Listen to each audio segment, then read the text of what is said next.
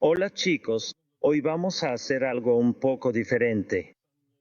Voy a estar viajando un poco este verano, así que vamos a rellenar con un par de podcasts en los que, de hecho, yo fui el invitado, y el de hoy fue con Seca. Ella en realidad está basada en El Salvador y me encanta la manera en que hace su programa. Ella realmente se enfoca en los aspectos personales de las personas a las que entrevista. Hizo un gran episodio con Avan Bach.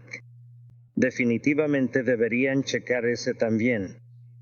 Pero ella tiene una manera increíble de llegar al fondo de lo que motiva a las personas. Así que disfruten el programa. No sé si diría que hubo momentos en los que pensé que habíamos cometido un error, pero definitivamente hubo momentos en los que quería estirar la toalla. Siento que me falta, como, el gen del miedo en mi vida. Me mudé a El Salvador cuando tenía la tasa de homicidios más alta del mundo. Nunca sentí miedo. Tener el argumento correcto o tener los hechos correctos o estar en lo cierto no necesariamente convence a la gente sobre algo como el precio. Sí, Un Bitcoin equivale a un Bitcoin. sí, no podrás salirte con la tuya con eso. Seguro. Mil gracias por todas tus estupendas preguntas. He hecho muchos podcasts, pero ninguno me hizo pensar tanto, así que me encanta.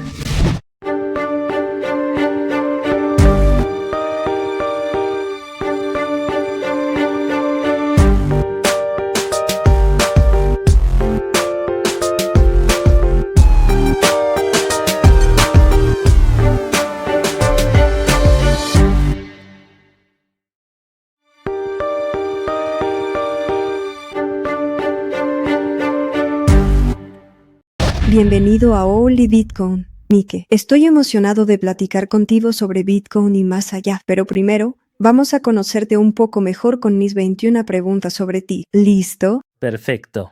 ¿Qué querías ser de niño? Creo que de niño quería ser corredor de bolsa. ¿En serio? Siempre me interesó mucho el mundo de las finanzas.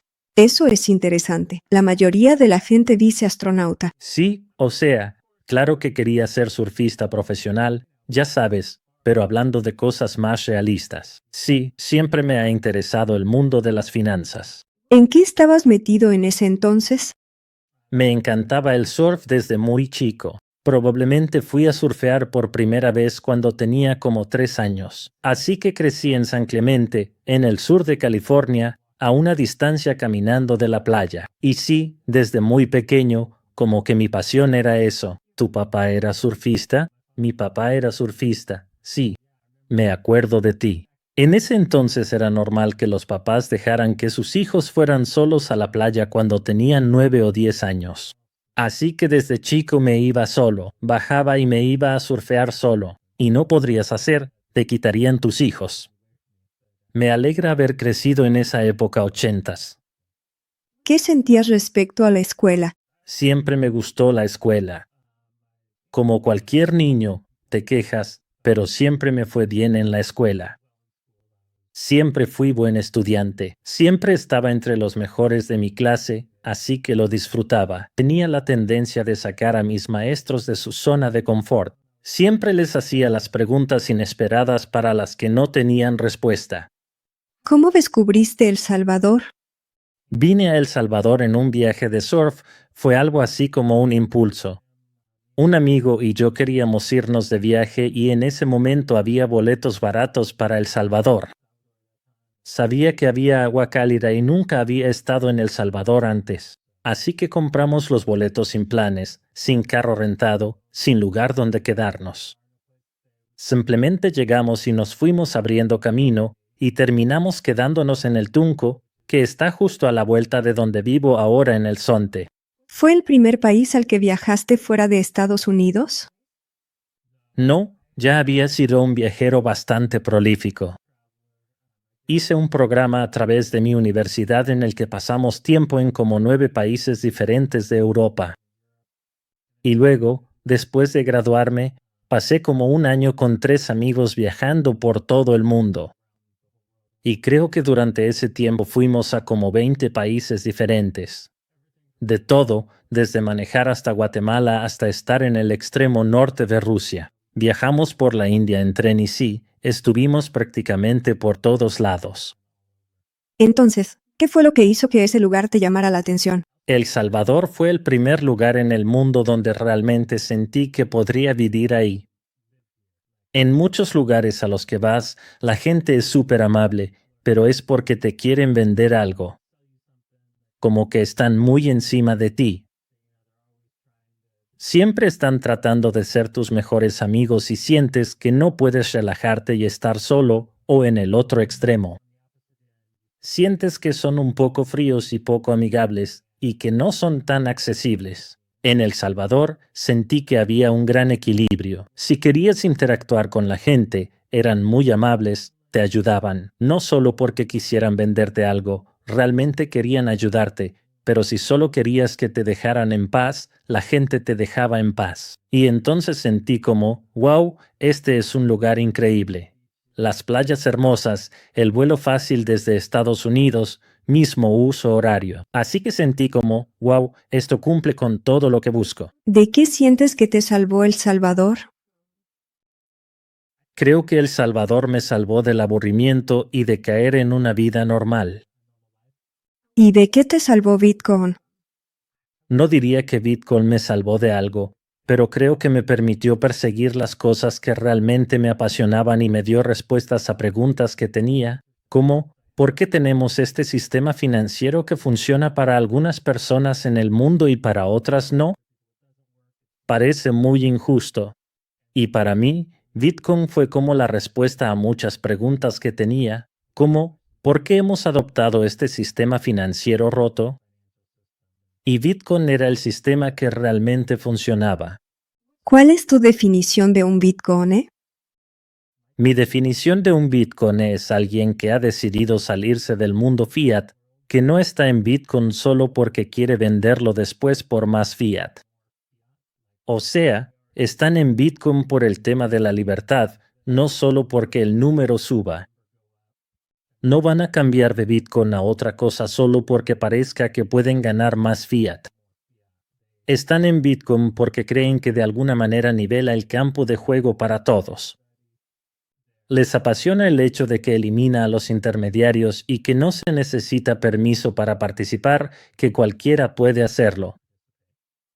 ¿Cómo era un domingo promedio para ti cuando eras niño? Un domingo promedio normalmente íbamos a la iglesia con mi familia, así que... Y luego íbamos a la playa o hacíamos otra cosa con la familia, que normalmente era un día familiar. Lo último que aprendiste sobre ti mismo. Creo que en estos últimos años he aprendido que tengo otra. Nunca hubiera pensado que me definiría así porque siempre fui un gran estudiante y siempre me fue bien en la escuela. Pero al darme cuenta de que así es como funciona mi mente, también me he dado cuenta de que simplemente veo el mundo de una manera muy diferente a como lo hace la mayoría de la gente. Y por eso tengo que ser paciente cuando la gente no entiende de qué estoy hablando, porque muchas veces yo llego al tema desde un ángulo muy distinto al de ellos. Y la lección que más trabajo me ha costado aprender. Es que tener el argumento correcto o los hechos correctos, o tener la razón, no necesariamente convence a la gente de algo. Que muchas personas se dejan guiar más por sus emociones o por la sensación de que las estás viendo realmente, así que he tenido que intentar aprender a hablar con la gente de manera diferente. Yo siempre he sido muy combativo. Y no es porque no me caiga bien alguien, sino porque me gusta ese ir y venir de ideas. Y me gusta que me demuestren que estoy equivocado para poder aprender algo nuevo y cambiar. Pero me he dado cuenta de que a mucha gente no le gusta eso, así que tienes que adaptar tu estilo de interacción con las personas dependiendo de lo que les funcione. ¿Qué te gustaría que más gente supiera sobre ti? No sé, me siento como... Me gusta estar detrás de escena en las cosas. No me gusta estar al frente en el rol y las cosas, las oportunidades han surgido. Playa Bitcoin y las cosas que han pasado. Muchas veces he tenido que ser esa persona del frente, tener que ser el que aparece en la televisión o en la cámara, con lo cual estoy bien, pero en realidad prefiero estar detrás de cámaras. ¿Qué parte de ti necesitaba rebelarse contra el sistema y de dónde viene eso? Pues, como que cada parte de mí necesitaba rebelarse contra este sistema. Sí, siempre he sido rebelde. Si había reglas, necesitaba que me las explicaran. No podía obedecer reglas solo porque eran reglas. Reglas. Necesitaba entender la razón detrás de ellas. Y sí, siento que siempre he querido como que ir más allá de los límites. ¿Y de dónde viene eso? Probablemente de mi familia. Sí, creo que mi papá y mi abuelo son un poco así. Tenemos como una vena rebelde que corre por mi familia, especialmente del lado de mi papá. ¿Por qué crees que los bitcoins pelean tanto? Creo que los bitcoins pelean tanto porque son muy idealistas. Ellos llegan con la sensación de que esto es sumamente importante, y por eso no van a ceder en algo que consideran tan importante. Así que creo que ese es el lado bueno, diría yo. Por el lado negativo, creo que muchos bitcoins le dan demasiada importancia al bitcoin. Se ha convertido en su vida en lo único en lo que piensan, y se ha vuelto como una especie de Dios para ellos. Y creo que si esperas que Bitcoin cumpla con ese papel, te vas a quedar insatisfecho. Y creo que eso hace que quieran pelear por ciertas cosas. Al final del día, Bitcoin sigue siendo solo dinero. O sea, es el mejor dinero del mundo y resuelve muchos problemas, pero sigue siendo solo dinero. Así que si haces que el dinero sea todo en tu vida, creo que te vas a sentir vacío. ¿Cómo conociste a tu esposa? Conocí a mi esposa en la universidad. En primer año estábamos en una universidad pequeña en Santa Bárbara, Westmont College.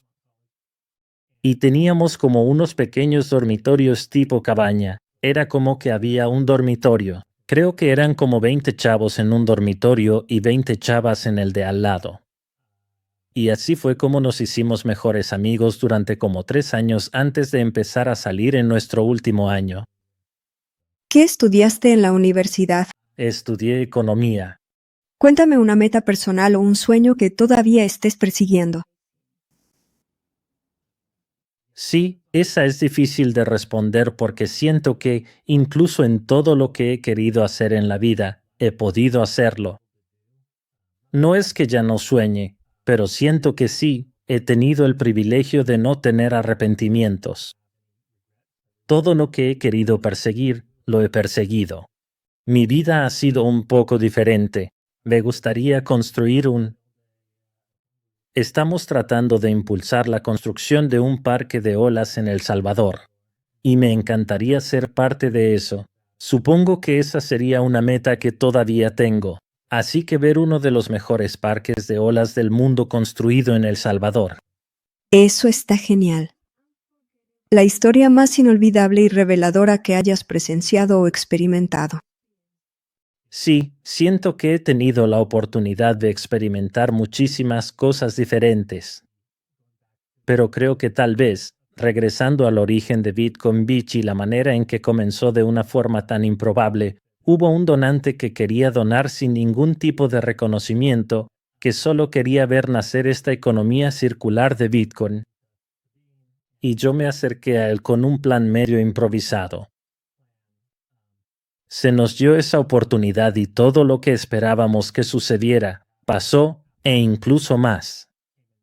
Que alguien que no quería ningún reconocimiento, que no tenía otro deseo más que cambiar el mundo, pudo hacer que todo esto sucediera. Eso es bastante increíble. Sí, Sí, oportunidad perdida. creo que la única oportunidad perdida que realmente diría, que es como algo constante para mí, diría que es mi salud física. Siento que cuando eres muy activo en la vida, hay muchos sacrificios. Y creo que sí. No creo que realmente haría algo diferente en mi vida, salvo tratar de, ya sabes, asegurarme de ser más disciplinado para salir a surfear y cuidar mi salud, y no dejar que otras grandes oportunidades se interpongan en eso.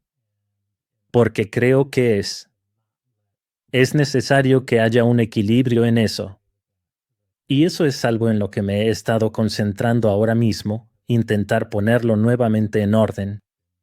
¿Sirve usted regularmente? Ahora, no he estado últimamente.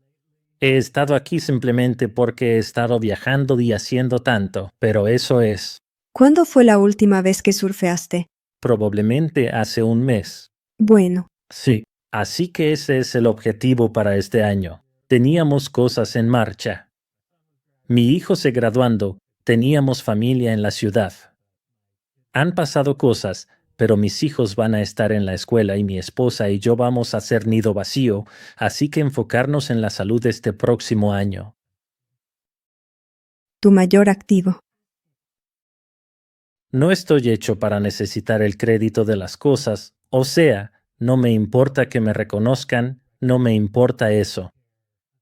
Y siento que eso me ayuda a lograr cosas porque cada vez que estás dispuesto a darles crédito a otros, ellos están dispuestos a ayudarte en las cosas. Y por eso creo que puedo avanzar y hacer que las cosas pasen porque me da gusto darles crédito a los demás. ¿Cuál es el mayor enemigo de Bitcoin? Creo que la gente solo lo ve como oro digital, no abrazan el aspecto de libertad que tiene. Y no creo que realmente usemos Bitcoin como tecnología de libertad a menos que lo usemos como dinero.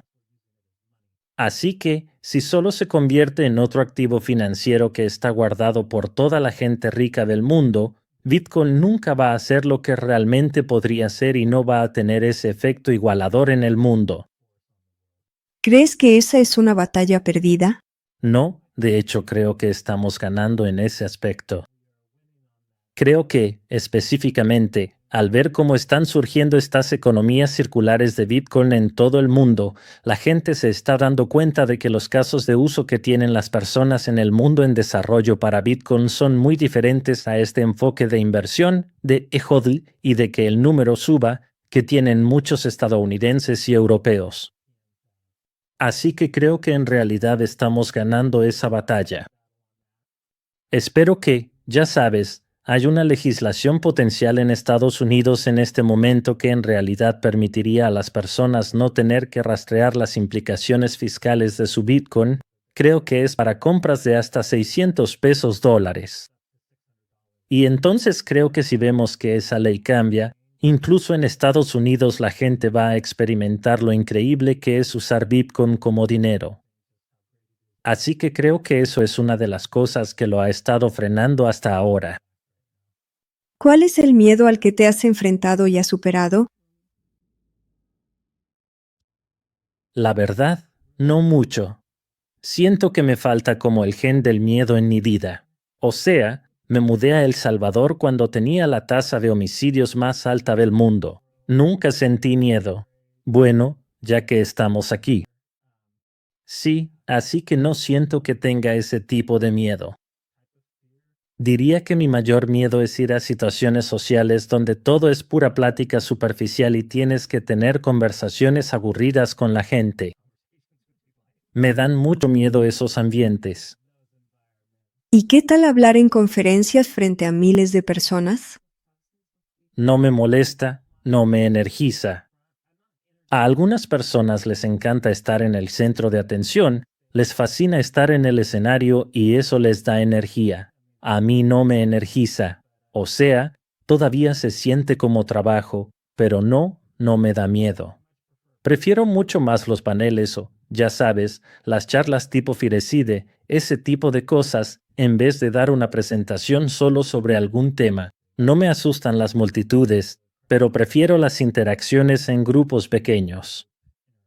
Y de hecho, no me gusta el momento después de hablar, cuando tienes que hacer plática con la gente y es todo incómodo. Es decir, la gente quiere acercarse y hablar contigo, pero no sabe realmente qué decir. Sí, eso es lo que me interesa. Y me encanta la gente, me encanta conocer gente, pero aún así soy introvertido, así que ese tipo de cosas a veces me agotan. ¿Eres introvertido? Oh, sí, mucho. Yo también. ¿Pero cómo te obligas a hacer entrevistas todo el tiempo y a asistir a conferencias?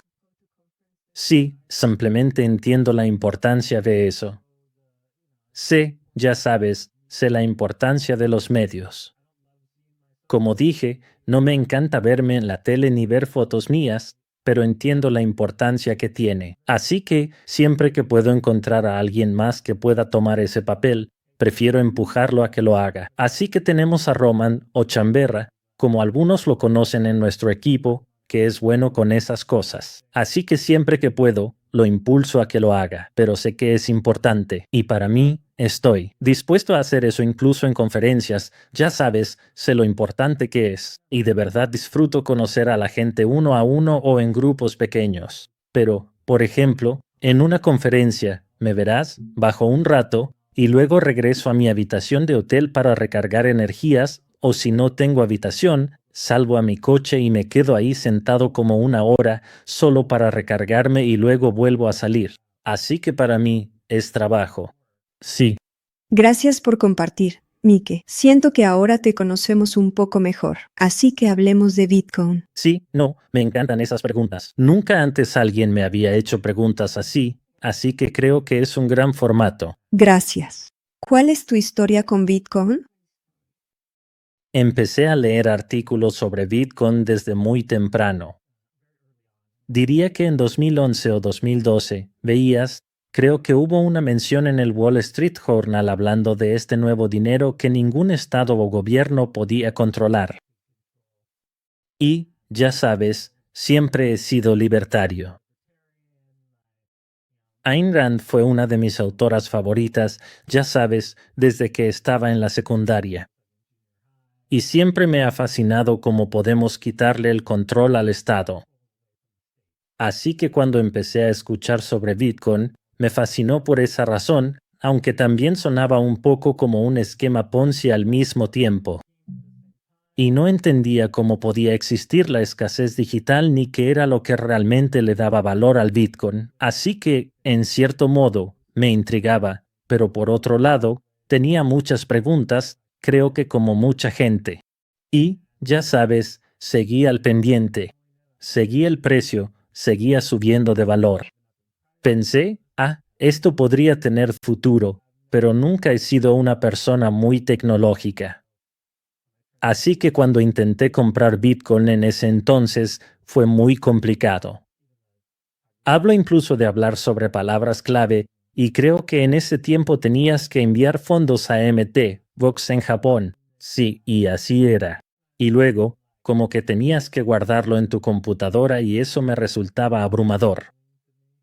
Así que más bien lo seguía solo desde el lado teórico.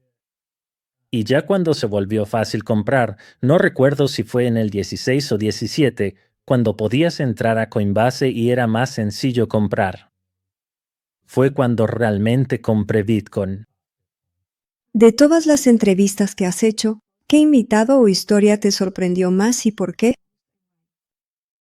Han habido varias. Sí. Sí. Yo diría que hay un chavo que se llama Brendan, que vive en Uganda, y están trabajando con un orfanato y una escuela allá en Uganda. Y ver cómo han usado Bitcoin en ese entorno donde nadie a su alrededor lo usaba, o sea, realmente empezaron esta economía circular de Bitcoin desde cero en un ambiente que era incluso más difícil que lo que dimos en El Salvador.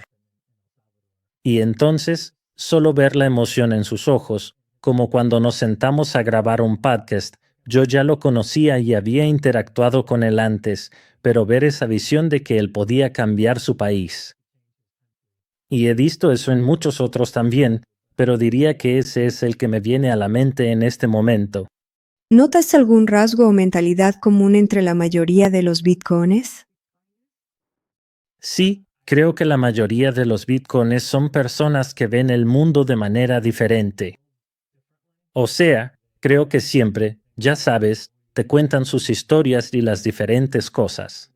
Siempre han estado como empujando los límites. Siempre han visto las cosas de una manera un poco diferente. Muchos de ellos, diría yo, son neurodivergentes o están un poco en el espectro. No todos, pero sí muchos. Y creo que eso es como un superpoder para ellos. Les ayuda a ver las cosas de una manera que otros no pueden, y a cuestionar el status quo de personas superinteligentes con doctorados. Ellos no se preguntan por qué el dólar tiene valor o por qué pensamos que una inflación del 2% es algo positivo. Y por eso creo que las personas que simplemente están conectadas de una manera un poco diferente. ¿Qué es algo que aprendiste como anfitrión de podcast que te hubiera gustado saber antes? Me hubiera gustado haberme tomado el tiempo antes en la vida para conocer a más personas que tal vez no tenían los mismos intereses que yo, que se movían en círculos diferentes a los míos. Esa es una de las grandes cosas de ser anfitrión de un podcast. Puedes sentarte con personas con las que tal vez nunca interactuarías fuera de eso, y puedes hacerles preguntas personales, conocer cosas y ver un lado de ellos que otros no ven. Y eso es algo que realmente disfruto. Me gusta mucho aprender de las personas. Y eso es algo que me ha enseñado a disfrutar. Aprovecho el tiempo que tengo con las personas para realmente escuchar sus opiniones sobre las cosas. ¿Qué es algo que los bitcoins todavía no entienden sobre la vida en El Salvador? Muchos bitcoins ven el mundo de una manera muy blanco y negro. Entonces piensan que es como, o Bitcoin es un gran éxito o es un fracaso. Y puedes tener. Es curioso, puedes tener a personas en un grupo y algunos de ellos se sorprenden de la cantidad de lugares donde puedes usar Bitcoin. Y otros en ese mismo grupo se decepcionan porque pensaban que ya nadie usaba el dólar y que solo se usaría Bitcoin. Así que creo que los bitcoins necesitan ver las cosas a través del lente de la historia y darse cuenta de eso. Cuando leemos sobre revoluciones en los libros de historia, parece que suceden de la noche a la mañana, pero en realidad a menudo tardan décadas en desarrollarse por completo. Incluso si tal vez los eventos cruciales ocurrieron en unos pocos años, hubo muchas cosas que los precedieron. Y también hubo un tiempo después que realmente estableció algo nuevo. Así que creo que los bitcoins necesitan ver las cosas en periodos de décadas en vez de, ok, han pasado 2 años y no todo el mundo está usando Bitcoin, así que no es un éxito. Así que eso es lo que diría, que la gente necesita bajar su preferencia temporal y darse cuenta de que esto es algo inevitable, pero que va a tomar más tiempo del que tal vez piensan. ¿Dirías que en Bitcoin somos buenos en eso, en tener baja preferencia temporal? Creo que en algunos aspectos los bitcoins sí lo son, pero en otros no. Quieren que las cosas pasen de la noche a la mañana y a veces son muy rígidos. Y esto lo hemos visto más recientemente con la cantidad de bitcoins que se han decepcionado de El Salvador por el acuerdo con el FMI. Como que no ven que siempre hay 2 pasos adelante y 1 para atrás con estas transiciones. Los gobiernos tienen muchas cosas diferentes en las que enfocarse, no solo en Bitcoin. Así que creo que dentro de 10 años será claro para todos que eso solo fue un bache. Muchos bitcoins se desilusionan fácilmente. Dicen, no, esto no está funcionando. Eso es lo que creo los bitcoins necesitan, bajar su preferencia temporal. ¿Por qué crees que El Salvador sigue bajo estado de emergencia, incluso cuando Estados Unidos lo clasifica como uno de los lugares más seguros para viajar? Creo que hay mucha cautela para declarar la victoria demasiado pronto. Hay una larga historia, incluso en El Salvador, de que han hecho operativos contra las pandillas y han logrado reducir el crimen por bastante tiempo.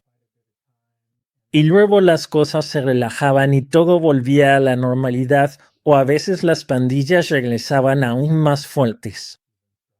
Y entonces se han tenido que hacer muchos sacrificios enormes para lograr el progreso que hemos visto hasta ahora. Así que creo que, en su mente, el riesgo de retroceder demasiado pronto es mucho mayor que el costo de hacerlo. Como, bueno, Vamos a mantener este estado hasta que sepamos que estamos al 100% donde queremos estar. ¿Y que ha pasado suficiente tiempo para que todas las redes de pandillas hayan sido desmanteladas, que ya no pueda volver a ser como antes? Personalmente, me encantaría que el gobierno diera marcha atrás mañana y básicamente levantara el estado de emergencia, pero también sé que ellos tienen responsabilidades y cargas que yo no tengo. Es algo complicado. Para quienes no conocen Bitcoin, ¿puedes explicarnos brevemente qué es, cómo empezó y qué le ofrece a la comunidad en el Zonte? Sí, pues Bitcoin Beach realmente fue un proyecto para integrar Bitcoin en los proyectos sociales que ya teníamos en marcha en el Zonte. Y la idea era expandirlos a toda la región. Por eso lo llamamos Bitcoin Beach. Esperábamos que toda la costa lo adoptara. Muchos programas buscaban alejar a los jóvenes de las pandillas. Entonces, había iniciativas educativas, programas después de la escuela, se les pagaba por limpiar los ríos o las playas y se les pagaba en Bitcoin. Pasar tiempo con ellos, invertir en sus vidas, manteniéndolos alejados de problemas. Recibían su pago en Bitcoin. Por primera vez pensaron, ¿por qué Bitcoin es dinero? ¿Por qué el valor sube y baja?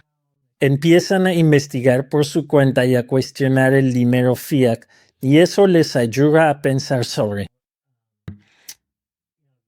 el tiempo y el valor del dinero, y que si hacen sacrificios ahora, en realidad tendrán más beneficios en el futuro. Eso baja su preferencia temporal y eso se refleja en todo, incluso en la educación. Hemos visto a chicos que antes pensaban en salirse de la escuela y trabajar.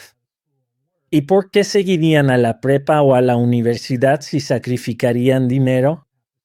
De repente, están pensando, bueno, sí, voy a sacrificar un salario, pero en el futuro podré ganar con esta educación y podré hacer algo que disfrute. Y así, esto ayuda a bajar su preferencia temporal. Entonces, eso en lo que se enfocaba Bitcoin Beach. Cuando El Salvador adoptó Bitcoin como moneda de curso legal, se extendió por el resto del país. Y ahora estamos trabajando con cerca de 100 comunidades alrededor del mundo, probablemente en 50 países diferentes, específicamente en el mundo en desarrollo,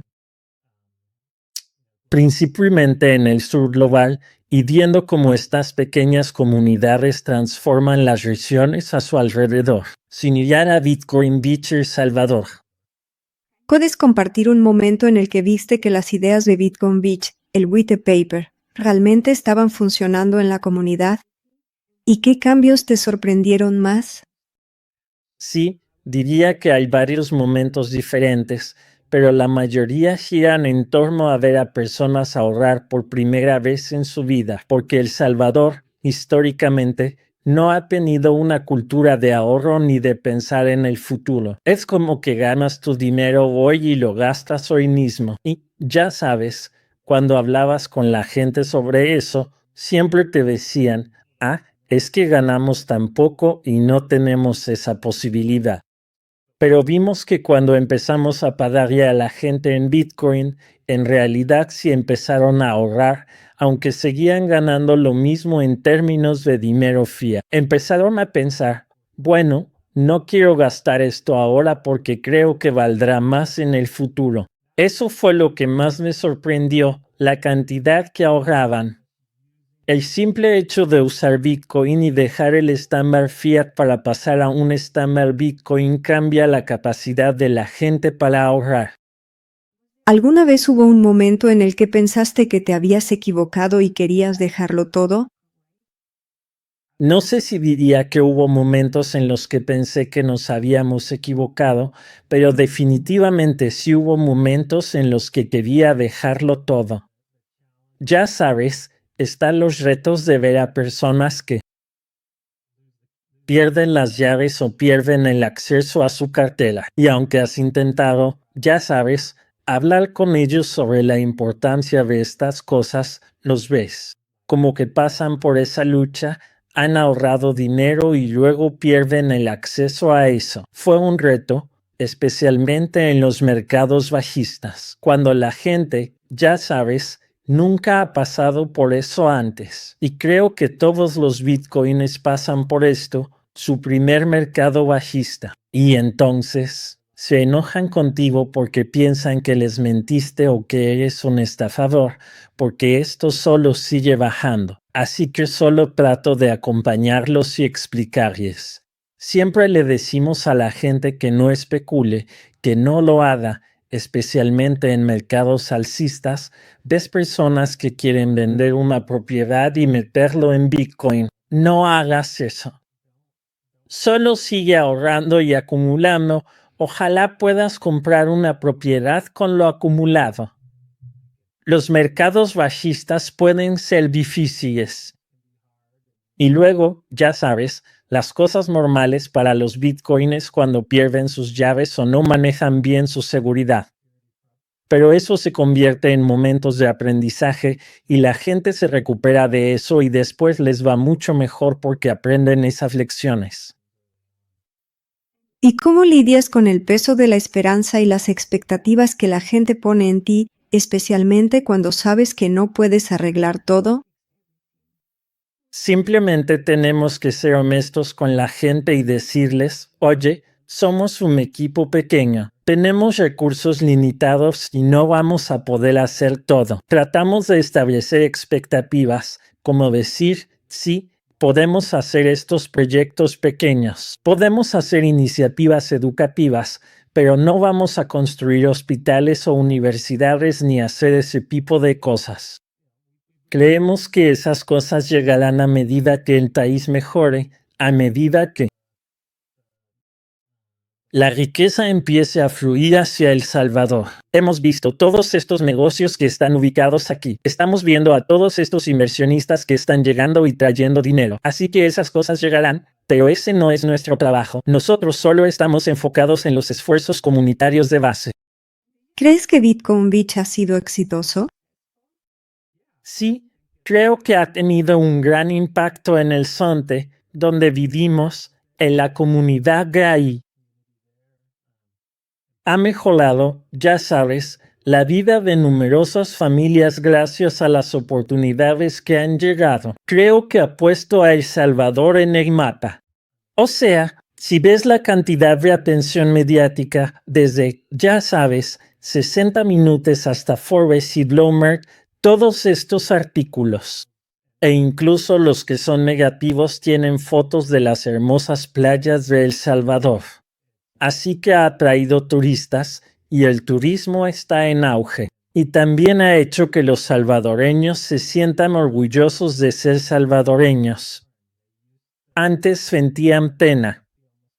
Nuestro país está a la vanguardia y salimos en los periódicos. Y obviamente, una gran parte de eso es que Bukele se ha convertido en un líder al que la gente de todo el mundo admira. Así que hay muchas razones diferentes para esto, pero es divertido pensar que Bitcoin Beach jugó un pequeño papel en encaminar las cosas por ese rumbo. Ahora El Salvador es importante en el mundo. Antes a la gente no le importaba para nada El Salvador. Antes solo era como el blanco de las bromas, pero ahora a la gente sí le importa lo que pasa aquí. ¿Qué te llevó a enfocar tanta de tu energía en el Zonte en vez de en tu comunidad allá en Estados Unidos?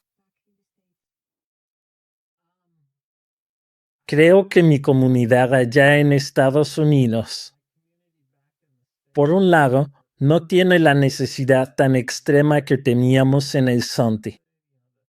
La gente allá tiene acceso a mejores trabajos, educación, más oportunidades. Para ser honesto, creo que Bitcoin se necesita menos en mi comunidad en Estados Unidos que en El Salvador. Porque allá todos tienen cuentas bancarias, tarjetas de crédito, cosas que no son tan buenas como Bitcoin. pero creo que son lo suficientemente buenas para la mayoría de la gente. Y no están dispuestos a salir de su zona de confort y probar con Bitcoin. Así que creo que hay algo medio poético en el hecho de que Bitcoin realmente se esté usando más como dinero en el sur global que en el mundo desarrollado, porque de alguna manera está nivelando el campo de juego que nunca se había nivelado, ya que fue creado por los que tienen el poder para beneficiarse a sí mismos. Y ahora tenemos esta nueva tecnología, este nuevo dinero que pone a todos en igualdad de condiciones. Por eso creo que es importante ver cómo se desarrolla en lugares como el Sonti. La pregunta surge de esto. Hasta 2024, aproximadamente el 6% de los hogares en Estados Unidos no tenían acceso a servicios bancarios, lo que equivale a unos 8 millones de hogares. Esto es según el último informe de la Fed de 2024. Así que hay personas necesitadas, como sabemos, en Europa y en Estados Unidos. Pero ¿alguna vez te sientes dividido? Porque podríamos enfocarnos en... Sí, creo que diferentes personas están llamadas a estar en diferentes lugares. ¿Sabes? De hecho, yo ya vivía en El Salvador, incluso antes de que se inventara Bitcoin. Así que, ya en ese entonces, yo tenía un cariño especial por El Salvador. Y para mí, era el lugar natural. Y de hecho, los proyectos que se convirtieron en Bitcoin Beach en realidad no empezaron como un proyecto de Bitcoin, era simplemente un proyecto comunitario, enfocado en mantener a los jóvenes fuera de las pandillas. Para mí y mi familia, estábamos llamados a estar ahí por otras personas. No necesitas mudarte a otro lugar para hacer algo. Haz algo donde ya estás, porque ahí ya tienes la confianza y las relaciones. Así que si estás en Estados Unidos y ves eso en tu comunidad, entonces sí, deberías empezarlo ahí. Ese va a ser el lugar más natural para hacerlo. El libro blanco habla de que los niños necesitan que se les llene su tanque de amor. ¿Qué llenaba el tuyo cuando eras niño? Yo diría que, principalmente, mi familia. Yo era muy cercano a mis papás, a mi hermano y a mis 2 hermanas. Teníamos una familia muy amorosa. Siento que eso era un poco la excepción comparado con otras personas que conozco y las historias que he escuchado de ellos al crecer. Pero yo tenía solo padres que realmente me apoyaron y creo que me dieron una confianza de que podía hacer cualquier cosa. Y también, en un nivel más grande, como mis creencias en Dios y la iglesia en la que participé, de la que formaba parte. Así que, al crecer en una iglesia cristiana y creer que tenemos un propósito más grande aquí en la tierra, no para servirnos a nosotros mismos, sino para servir a quienes nos rodean. ¿Por qué crees que tantos bitcoins dicen que Bitcoin refleja valores cristianos como la honestidad y la responsabilidad? Creo que es porque la forma en que está diseñado y construido no puede ser usado de manera injusta por quienes están en posiciones de poder. Así que Michael Saylor no puede usar Bitcoin a su favor mejor que un obrero de la construcción en el Sonte. Ambos siguen teniendo acceso. Las reglas siguen siendo las mismas para ellos. El acceso sigue siendo el mismo. No necesitan el permiso de nadie. Y por eso creo que regresar a un campo de juego parejo, creo que eso nos refleja. El deseo de Dios para la humanidad es que los pobres tengan los mismos derechos que los ricos, y creo que nuestro sistema actual no permite eso. Así que creo que así es como refleja los valores cristianos, en que es un campo de juego igual para todos. ¿Estoy en lo correcto al decir que antes de Bitcoin Beach ya estabas involucrado en proyectos cristianos en El Salvador? Sí, compramos una casa por primera vez en 2005 en El Salvador. Y solo veníamos aquí unos meses para surfear y pasar el rato. Durante ese tiempo, Empezamos a asistir a una iglesia en San Salvador y conocer muchos misioneros, personas dirigían hogares para niños, trabajaban con mujeres víctimas de trata sexual o que trabajaban con adictos a las drogas. Vimos varias familias y empezamos a conocerlas y darnos cuenta de lo difícil servir en ese entorno con la tasa de homicidios más alta del mundo. De hecho, uno de mis mejores amigos ahora le dispararon en el cuello aquí. Su carro fue emboscado y le dispararon en el cuello.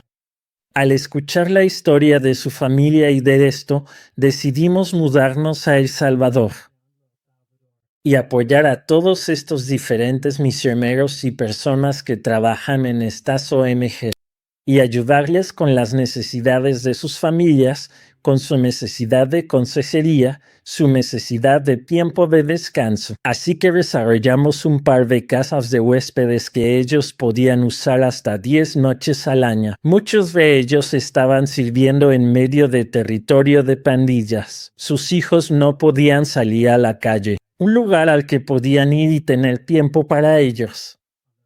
Luego, una vez al año, traíamos consejeros profesionales de Estados Unidos para dar consejería de trauma.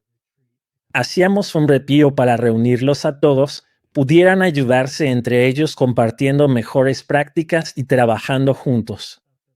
Lo que hacíamos muchos años antes de que el aspecto de Bitcoin entrara en juego.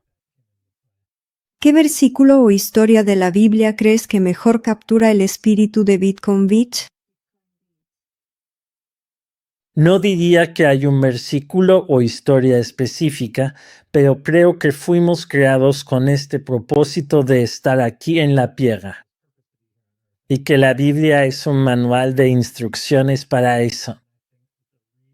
Y pienso que la razón por la que nos beneficia tanto servir e invertir en los demás es porque así fuimos creados. Fuimos creados para encontrar nuestra mayor realización en eso.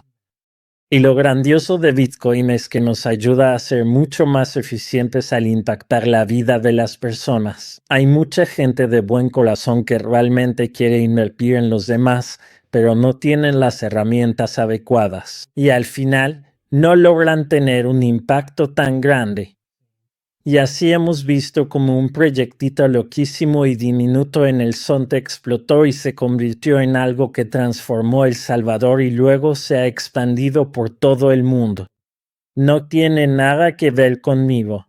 El equipo, o sea, teníamos una visión muy pequeña, pero creo que la herramienta de Bitcoin nos permite, ya sabes, expandirnos. Yo creo que sí tiene algo que ver contigo. Bueno, obviamente tienes que estar dispuesto a hacer lo que sientes que estás llamado a hacer. Pero al mismo tiempo, hay personas mucho más capacitadas que yo que pudieron haber sido elegidas. Sin embargo, todo se juntó por un propósito. ¿Qué es algo sobre lo que has cambiado de opinión desde que empezaste Bitcoin Beach? Híjole, si tienes preguntas difíciles.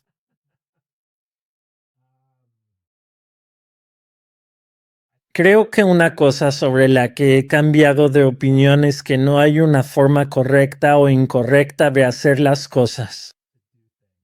He visto que, en realidad, hay muchas formas diferentes de hacerlo. Tener un impacto.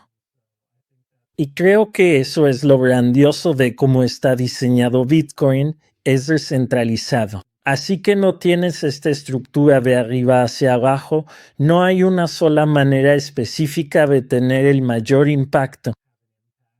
Y ahora estamos viendo que están surgiendo todas estas otras comunidades. ¿Ves Berlín y ahora en Punta Mongo? Está la paria, hay muchas diferentes. Punta Mangos es donde empezaste. Sí, Punta Mangos es donde más o menos comenzamos y luego nos movimos a El Sonte y ahora estamos viendo como un gran movimiento en Punta Mango otra vez. ¿Ves que no es que haya necesariamente una manera correcta o incorrecta? Y sí, me gusta verlo hecho por diferentes personas de diferentes maneras en vez de que sea algo de arriba hacia abajo. Donde antes pensé, la manera en que ha pasado ha sido orgánica. La gente toma partes y aprendizajes de lo que hemos hecho, usan el white paper, pero luego hacen cambios que funcionan mejor en su comunidad. Muchas veces nos retroalimentan, estamos haciendo esto y está funcionando muy bien, y entonces podemos integrar eso en nuestro proyecto. Para cerrar, imagina que han pasado 100 años y Bitcoin Beach es más una leyenda que un recuerdo. ¿Qué legado esperas dejar en el Zonte y más allá? Espero que dentro de 100 años la gente mire hacia atrás y piense: este fue el punto de inflexión donde el sistema financiero dejó de controlar a las personas y era ahí para el beneficio de solo unos pocos. Este fue el momento en que la equidad realmente entró al sistema y que El Salvador fue un ejemplo para el resto del mundo. Ese sería el sueño, que en los libros de historia la gente señalara a El Salvador como el ejemplo de cómo lo lograron. Si pudo pasar aquí, si pudimos traer un sistema que seguía siendo muy capitalista, pero de una manera en la que todos estaban en igualdad de condiciones. Y eso fue lo que realmente trajo los beneficios del capitalismo en su verdadera forma al resto del mundo, y de alguna manera liberó a la gente de un sistema que ahora está muy corrupto. Y por último, estamos a finales de 2026, en pleno mercado bajista, y aún no has vendido ni un SAT. ¿Cuál fue el tope? En cuanto al precio, Sí. bueno, siempre me gusta decir que un Bitcoin equivale a un Bitcoin, pero Sí, no podrás salirte con la tuya con eso, seguro. 250,000 pesos. Pero habré estado gastando Bitcoins todo el tiempo porque eso es todo lo que tenemos. Así que gastaremos Bitcoins todo el tiempo. Gracias por todo, Mike. Y gracias por tomarte el tiempo para compartirlo. He aprendido mucho. ¿Dónde pueden seguirte a ti y a tu trabajo? Nos encantaría que la gente escuchara nuestro podcast en vivo desde Bitcoin Beach. Además, en Twitter o Rex, simplemente es Bitcoin Beach. Así que nos encantaría que la gente nos siga e interactúe. Y, obviamente, que vengan a El Zonte y a El Salvador. Pasen un tiempo aquí y gasten sus sats cuando vengan. Ha sido increíble tenerte en el podcast. Ya quiero que regreses. Gracias. Gracias por venir hasta San Salvador para grabar este episodio. No, gracias a ti por todas tus excelentes preguntas. He hecho muchos podcasts, pero ninguno que me hiciera pensar tanto como este. Me encanta eso.